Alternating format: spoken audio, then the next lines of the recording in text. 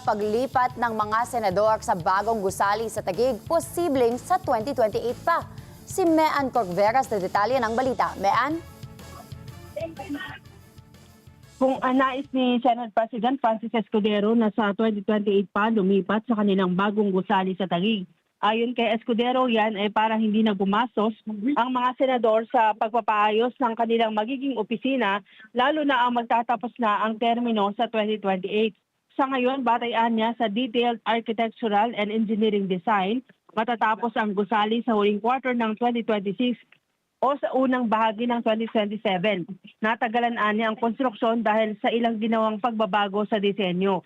Ngayong linggo, maisasapinalnaan niya ang costing o kabuang halaga ng kakailanganin para matapos ang gusali at hindi na ito tataas sa itinakdang ceiling.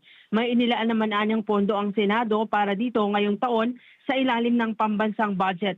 Pagtiyak ni Escudero, hindi nila papayagan na maging white elephant o nakatiwangwang at hindi magagamit ang bagong Senate building. Narito ang bahagi ng kanyang pahayag. Gaano man kalaki yung halaga niyan, wala akong magagawa doon. Inabutan ko na, ika nga, minana ko na yan. Kailangan ko na lamang isaayos at tiyakin na sa abot naming makakaya, malimitahan yung dapat gastusin para matapos yan. Hindi rin ako papayag na maging white elephant yan. Ika nga, na nakatayo lang, nakatiwangwang at hindi magagamit. Mean Corbera para sa Mata ng Agila, matatag, matapang, matapat.